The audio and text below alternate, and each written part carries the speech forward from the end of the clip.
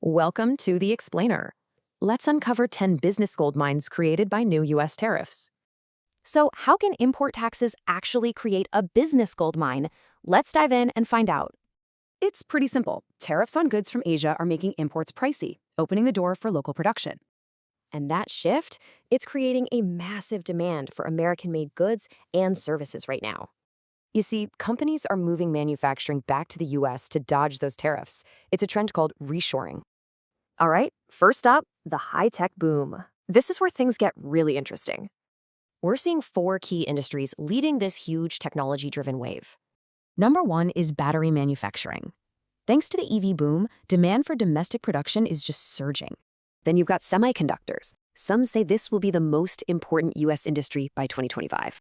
Next up, auto components. The move to EVs means a huge demand for local parts like sensors.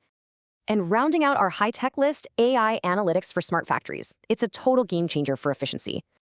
Okay, so with all this new manufacturing, we face a new challenge: rebuilding the supply chain. And that's where three booming service areas come in to help companies navigate all this change. Opportunity number 5, advanced materials and 3D printing.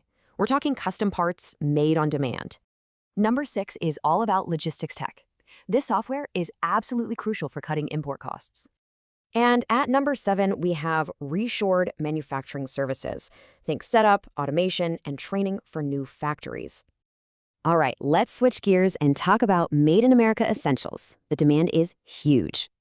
We're seeing 3 consumer industries exploding right now, all thanks to a preference for local brands. Number 8, pharmaceuticals and health supplements. Made in the USA health brands are in high demand. At 9, we have specialty foods. Get this, even international brands are moving production here now. And finally, number 10, renewable energy equipment. Here, policy changes are really fueling local growth. So what's the big takeaway? These trends are totally reshaping the American economy for the next decade. So it leaves us with one big question: which of these ideas will define America's economic future?